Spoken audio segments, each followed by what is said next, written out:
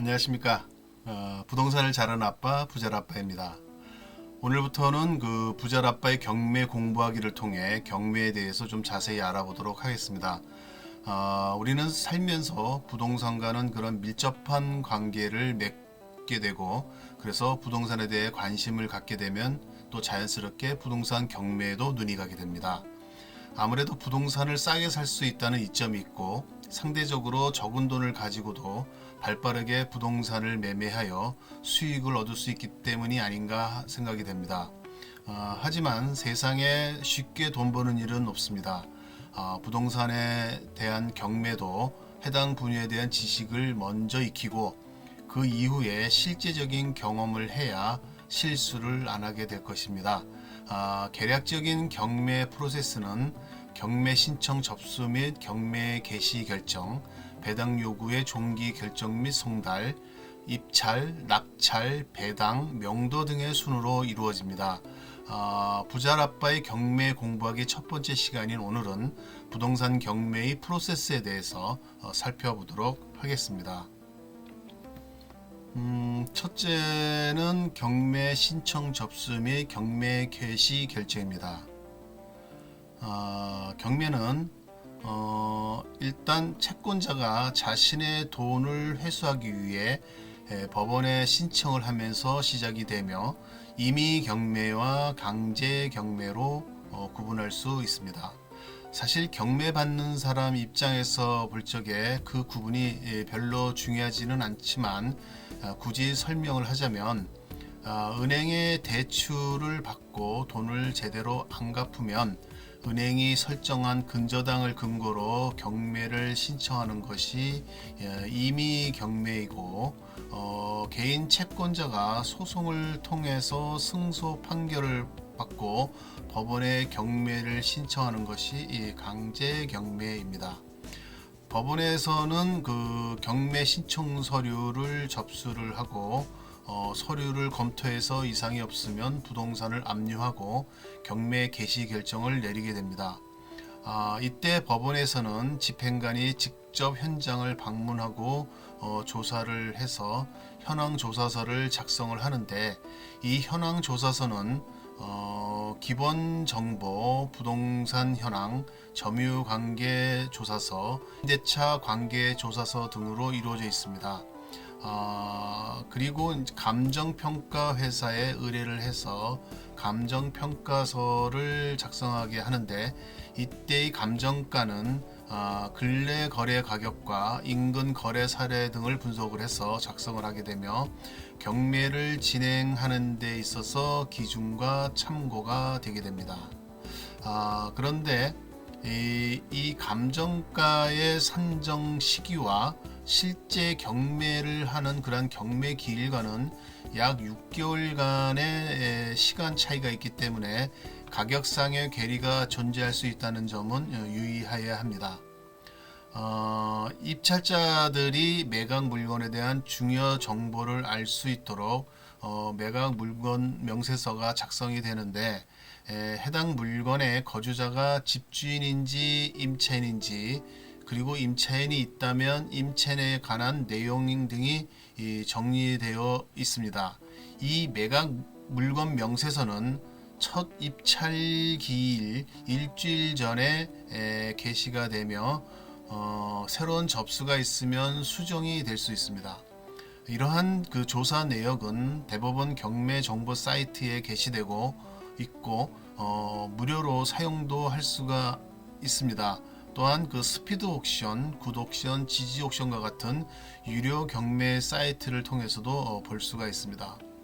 둘째는 배당 요구의 종기 결정 및 송달입니다.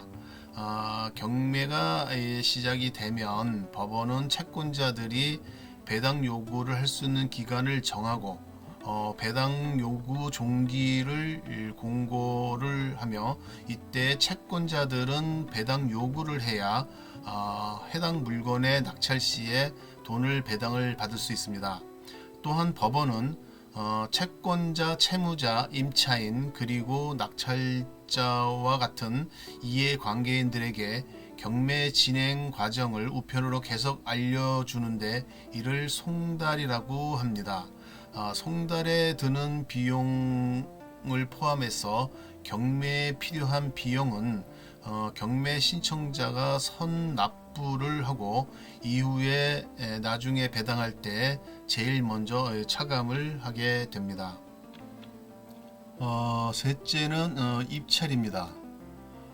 경매 기일이 되면 관할 법원에서 경매가 진행되는데 입찰하고자 하는 사람은 그 물건이 할당되어 있는 법원에서 입찰에 참가하면 됩니다. 이때 감정 가격을 참고로 하지만 당시 부동산 시향에 따라 낙찰가는 달라지게 되므로 유의해야 합니다. 요즘처럼 아파트를 중심으로 부동산 가격이 난리를 칠 때에는 경매에서도 싸게 사기는 사실상 어렵습니다. 반면에 부동산 경기가 안 좋을 때는 사람들이 입찰에 별로 참가하지 않아서 유찰이 되는 경우도 발생하게 됩니다. 유찰 시에는 한 달가량 뒤에 경매 일자가 다시 정해지며 이때는 감정가보다 20 내지 30% 저렴한 금액으로 최저 가격이 정해지게 됩니다. 상황이 안 좋으면 또 유찰될 수도 있습니다. 여한 낙찰이 되게 되면 낙찰자에게는 낙찰 영수증을 주고 다른 폐찰자에게는 입찰 보증금을 돌려주게 됩니다. 그리고 경매 진행 도중에 변경, 정지, 취하가 되기도 하는데요. 변경은 입찰 기일이 변경되는 것을 말하며 다른 날짜를 잡아서 재경매를 실시합니다. 정지는 일단 정지했다가 다시 재경매를 하는 것이고 취하는 집주인이 빚을 갚거나 채권자가 경매를 진행하지 않기로 하여 경매가 취소되는 경우입니다. 경매에 참여함에 있어서 너무 과열된 상황에서는 자제를 하는 것이 좀 바람직합니다. 경매는 물건을 싸게 사고자 하는 목적으로 하는 것인데 경쟁 분위기에 휩쓸려 가지고 시세와 별 차이가 없거나 오히려 높은 가격으로 사는 경우가 왕왕 있습니다. 유념해야 할 것은 경매 시장에 물건은 많습니다. 그리고 물건을 사는 것이 아니고 때를 사야 하는 것이 중요합니다.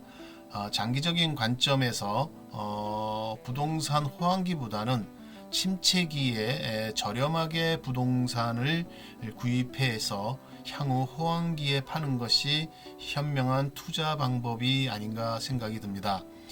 주식시장에서도 데이 트레이딩이나 단타로 주식을 매매하는 사람이 있고 결산 배당까지도 받으면서 장기 투자를 하는 사람도 있는데 결과적으로 보면은 제 사적인 생각이기는 하지만 장기 투자를 하는 사람들이 수익률이 높은 편이었던 것 같습니다. 네 번째는 낙찰입니다. 경매에서 가장 높은 금액을 쓴 입찰자가 낙찰자가 되게 됩니다. 그리고 차순위 매수 신고를 하는 사람은 낙찰자가 잔금을 납부하지 못할 때 다음 낙찰자가 될 수 있습니다. 낙찰되지 않은 사람은 입찰 보증금을 돌려주지만 차순위 매수 신고를 한 사람은 낙찰자의 잔금 납부일까지 보증금을 돌려받지 못합니다.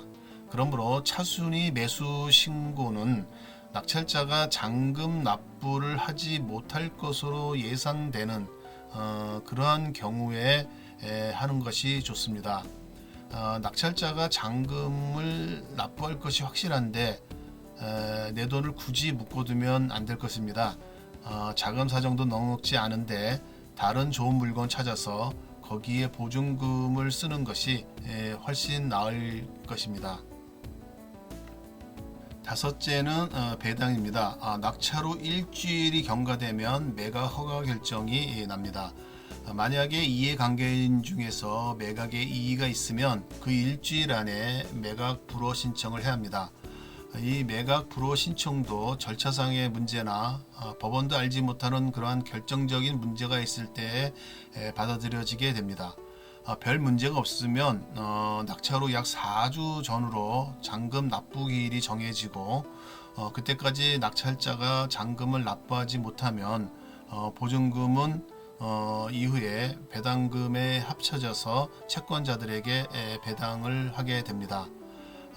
만약에 잔금을 겨우 구했다면 재경매가 진행되어도 재경매일 3일 전까지만 납부하면 소유권을 가질 수가 있습니다. 단 납부 지연에 따른 지연 이자는 납부를 해야 됩니다. 잔금이 납부되면 약 4주 후에 배당 기일이 정해지고 배당을 받을 사람들에게 배당이 진행되면서 법원의 경매 일정은 끝나게 됩니다. 마지막으로 명도입니다.